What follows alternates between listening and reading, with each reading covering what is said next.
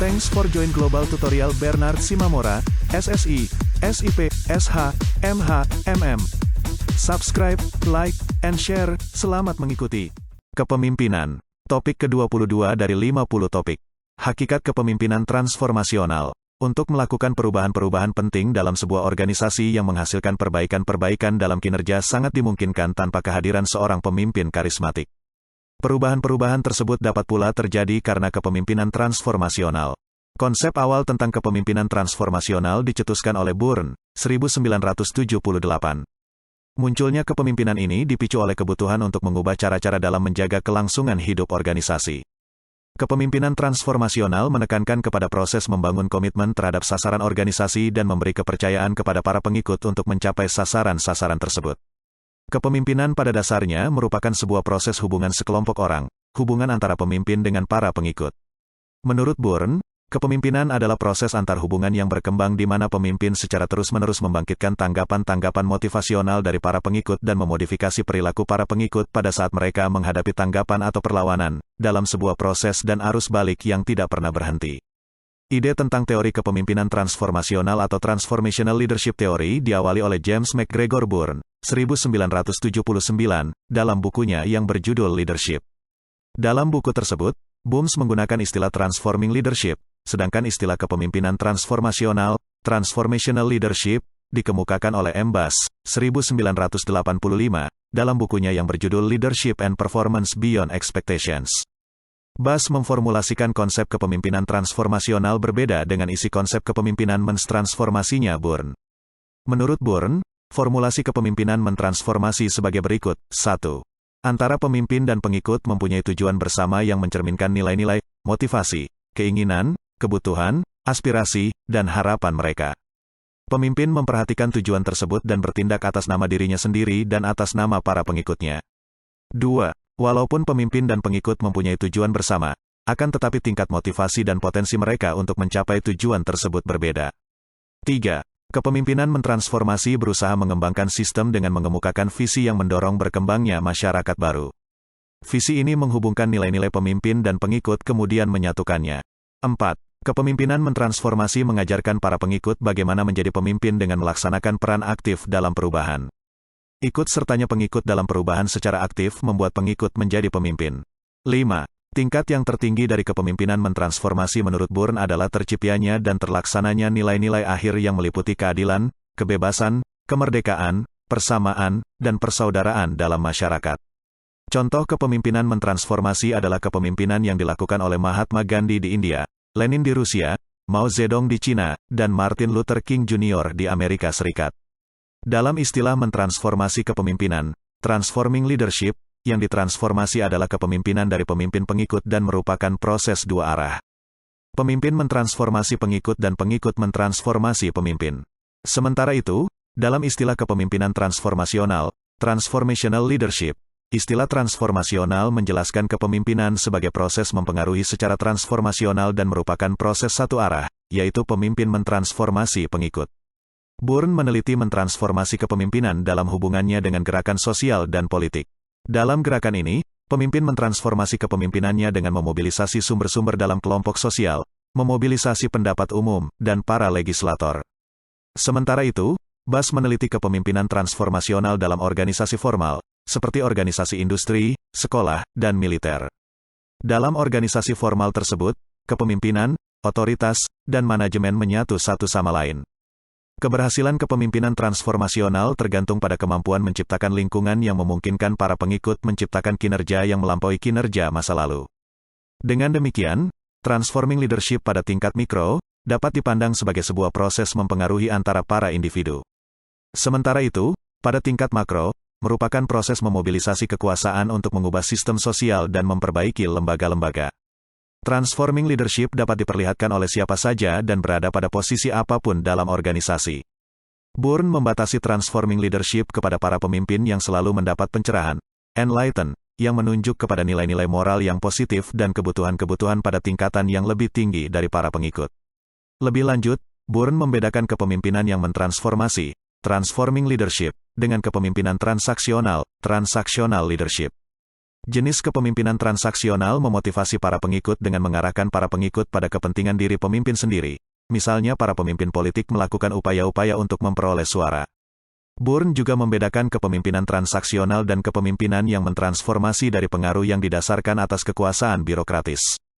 Organisasi-organisasi birokratis menekankan kepada legitimate power dan menghormati peraturan-peraturan serta tradisi, daripada pengaruh yang didasarkan atas pertukaran atau inspirasi. Bass, 1985, memandang kepemimpinan transaksional sebagai sebuah pertukaran imbalan-imbalan untuk mendapatkan kepatuhan. Komponen dari perilaku transaksional meliputi perilaku contingent reward, mencakup kejelasan mengenai pekerjaan yang diminta untuk memperoleh imbalan-imbalan dan penggunaan insentif serta contingent rewards untuk mempengaruhi motivasi. Komponen kedua adalah active management by exception, termasuk pemantauan dari para bawahan dan tindakan-tindakan perbaikan untuk memastikan bahwa pekerjaan tersebut telah dilaksanakan secara efektif. Komponen ketiga adalah passive management by exception, termasuk di dalamnya penggunaan contingent punishment dan tindakan-tindakan perbaikan sebagai tanggapan terhadap penyimpangan yang nyata dari standar-standar kinerja yang dapat diterima. Bass, 1985, menganggap teori-teori, seperti Path Goal Theory dan Leader-Member Exchange Theory merupakan penjelasan mengenai kepemimpinan transaksional. Teori kepemimpinan transaksional atau Transactional Leadership Theory merupakan teori kepemimpinan yang masih sangat dominan dalam dunia modern terutama di dunia bisnis. Manajemen perusahaan kebanyakan melaksanakan kepemimpinan transaksional dengan para pekerjanya dalam suatu perjanjian kesepakatan kerja. Agar pekerja mempunyai kekuatan dalam bertransaksi dengan manajemen, mereka mendirikan serikat pekerja, demikian juga pengusaha mendirikan asosiasi pengusaha. Jika transaksi antara manajemen dan pekerja tidak berlangsung dengan baik, akan terjadi konflik dalam bentuk pemogokan yang merugikan kedua belah pihak. Teori ini didasarkan pada asumsi bahwa kepemimpinan merupakan kontrak sosial antara pemimpin dan pengikut. Pemimpin dan pengikut merupakan pihak-pihak yang mempunyai tujuan, kebutuhan, dan kepentingan sendiri. Jika tujuan dan kebutuhan tersebut saling bertentangan, maka akan mengarah ke situasi konflik. Sebagaimana telah disinggung sebelumnya, bahwa hubungan antara pemimpin dan pengikut pada kepemimpinan transaksional merupakan hubungan transaksi, yaitu menukarkan sesuatu yang dibutuhkan pemimpin dengan sesuatu yang dibutuhkan para pengikutnya. Transaksi sering didahului dengan negosiasi, tawar-menawar. Tawar-menawar dapat berlangsung secara bersahabat dan dapat pula berlangsung dalam situasi tegang dan konflik. Menurut Edwin P. Hollander, 1978, kepemimpinan transaksional merupakan pertukaran sosial antara pemimpin dan pengikut. Pemimpin yang efektif akan memberikan sesuatu untuk mendapatkan sesuatu. Pendekatan transaksional meliputi pertukaran benefit, yaitu pemimpin menyediakan benefit dalam mengarahkan para pengikutnya dengan hasil yang diharapkan. Sebagai gantinya, para pengikut menyediakan pemimpinnya status dan privilege serta otoritas sehingga pemimpin mempunyai pengaruh dan martabat. Pengaruh yang terjadi dalam kaitan ini merupakan dua arah. Sebagai hasil pertukaran, para pengikut juga mempunyai pengaruh terhadap pemimpinnya dan meminta sesuatu kepada pemimpinnya. Jika pemimpin tidak melakukan sesuatu yang memuaskan, pengikut juga mungkin tidak mau merespon kepada pemimpinnya. Pertukaran sosial dalam kepemimpinan meliputi pemimpin, para pengikut dan situasi mereka. Pemimpin berinteraksi dengan kepribadian, persepsi, dan sumber yang relevan untuk mencapai tujuannya, sedangkan pengikut berinteraksi dengan personalitas, persepsi, dan sumber-sumber yang relevan. Lingkungan memfasilitasi interaksi tersebut. Dasar dari hubungan pemimpin dan pengikut adalah kepercayaan dan persepsi keadilan. Dengan kepercayaan, pemimpin dan pengikut lebih mau mengambil risiko dan menoleransi hubungan. Tanpa kepercayaan, pemimpin harus menggunakan otoritas, demikian juga pengikut meminta haknya dengan konfrontasi. Keuntungan dari pertukaran sosial sangat penting untuk mempertahankan suatu hubungan sosial.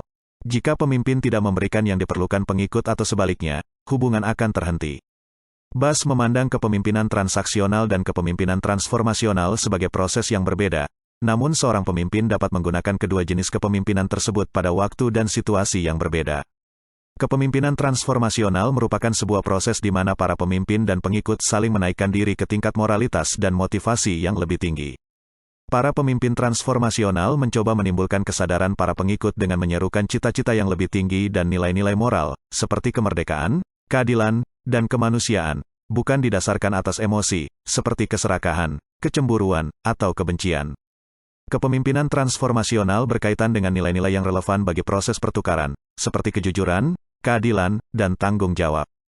Pada analisis tingkat makro, kepemimpinan transformasional berkaitan dengan pembentukan, pengekspresian, dan menengahi konflik di antara kelompok-kelompok orang. Konflik-konflik di antara kelompok-kelompok, selain mendatangkan masalah bagi pemimpin, namun dapat pula digunakan untuk memobilisasi dan menyalurkan energi untuk mencapai sasaran-sasaran ideologis yang dirasakan bersama. Dalam hubungannya dengan hierarki kebutuhan Maslow, para pemimpin transformasional menggerakkan kebutuhan-kebutuhan para pengikut pada tingkatan yang lebih tinggi. Para pengikut dinaikkan dari diri sehari-hari ke diri yang lebih baik. Namun demikian, Bas tidak mengesampingkan kemungkinan bahwa para pemimpin transformasional menggerakkan para pengikut kepada kebutuhan-kebutuhan pada tingkat yang lebih rendah, seperti rasa aman, nafkah hidup, dan kebutuhan-kebutuhan ekonomi. Pemimpin mentransformasi harapan untuk sukses kepada pengikut dan nilai-nilai serta mengembangkan budaya organisasi untuk mencapai tujuan yang telah ditetapkan pemimpin. Dengan mempergunakan kepemimpinan transformasional, pengikut dapat mencapai kinerja yang melebihi yang telah diharapkan pemimpin. Dalam pandangan Bas, seorang pemimpin yang mengaktifkan motivasi pengikut dan meningkatkan komitmen pengikut adalah transformasional, tanpa memperhatikan apakah efek akhirnya menguntungkan para pengikut atau tidak. Jadi, para pemimpin, seperti Adolf Hitler dan Joseph Stalin dianggap transformasional meskipun efeknya negatif. Menurut Bas, 1985, tingkat sejauh mana seorang pemimpin disebut transformasional terutama diukur dalam hubungannya dengan efek pemimpin tersebut terhadap para pengikut. Para pengikut seorang pemimpin transformasional merasa adanya kepercayaan, kekaguman, kesetiaan, dan hormat terhadap pemimpin tersebut, dan mereka termotivasi untuk melakukan lebih daripada yang awalnya diharapkan terhadap mereka. Pemimpin tersebut mentransformasi dan memotivasi para pengikut dengan 1. Membuat mereka lebih sadar mengenai pentingnya hasil-hasil suatu pekerjaan, 2. Mendorong mereka untuk lebih mementingkan organisasi atau tim daripada kepentingan diri sendiri, dan 3. Mengaktifkan kebutuhan-kebutuhan mereka pada yang lebih tinggi. Bas menjelaskan bahwa kepemimpinan transformasional mencakup 3 komponen, yaitu karisma atau pengaruh teridealisasi, charisma or idealized influence, stimulasi intelektual, intellectual stimulation, dan perhatian yang diindividualisasi, individualist consideration. Karisma atau pengaruh teridealisasi dapat didefinisikan sebagai sebuah proses di mana seorang pemimpin mempengaruhi para pengikut dengan menimbulkan emosi-emosi yang kuat dan identifikasi dengan pemimpin tersebut. Dalam konteks karisma atau pengaruh teridealisasi, pemimpin bertindak sebagai role model atau panutan. Ia menunjukkan keteguhan hati, ketetapan dalam mencapai tujuan, mengambil tanggung jawab sepenuhnya untuk tindakannya dan menunjukkan kepercayaan diri yang tinggi terhadap visi. Pemimpin siap untuk mengorbankan diri. Stimulasi intelektual, intellectual stimulation, adalah sebuah proses di mana para pemimpin meningkatkan kesadaran para pengikut terhadap masalah-masalah dan mempengaruhi para pengikut untuk memandang masalah-masalah dari sebuah perspektif yang baru. Pemimpin menstimulasi orang agar kreatif dan inovatif. Pemimpin mendorong para pengikutnya untuk memakai imajinasinya dan menantang mereka untuk melakukan sesuatu yang diterima oleh sistem sosial. Dalam konteks perhatian yang diindividualisasi, individualist consideration, pemimpin mengembangkan orang dengan menciptakan lingkungan dan suasana yang mendukung, termasuk di dalamnya memberi dukungan, membesarkan hati, dan memberi pengalaman-pengalaman tentang pengembangan kepada para pengikut. Sebuah revisi baru dari teori tersebut adalah dengan menambahkan perilaku transformasional lain yang disebut motivasi inspirasional, inspirational motivation, yang didefinisikan sebagai sejauh mana seorang pemimpin mengkomunikasikan sebuah visi yang menarik, menggunakan simbol-simbol untuk memfokuskan usaha-usaha para pengikut, dan memodelkan perilaku-perilaku yang sesuai. Dalam konteks ini, pemimpin menciptakan gambaran yang jelas mengenai keadaan masa yang akan datang secara optimis dan dapat dicapai serta mendorong pengikut untuk meningkatkan harapan dan mengikatkan diri kepada visi. Perilaku-perilaku dari kepemimpinan transformasional saling berhubungan untuk mempengaruhi perubahan-perubahan pada para pengikut, dan efek-efek yang dikombinasikan dapat digunakan untuk membedakan kepemimpinan transformasional dari kepemimpinan lainnya. Itulah materi topik ke-22 tutorial kepemimpinan. Channel ini akan sangat membantu masyarakat umum dan para mahasiswa yang sedang atau ingin kuliah di perguruan tinggi manapun di Indonesia. Subscribe dan like, agar Anda mendapatkan update tutorial lainnya. Bagikan juga link video ini, agar teman lain juga mendapatkan manfaat channel ini.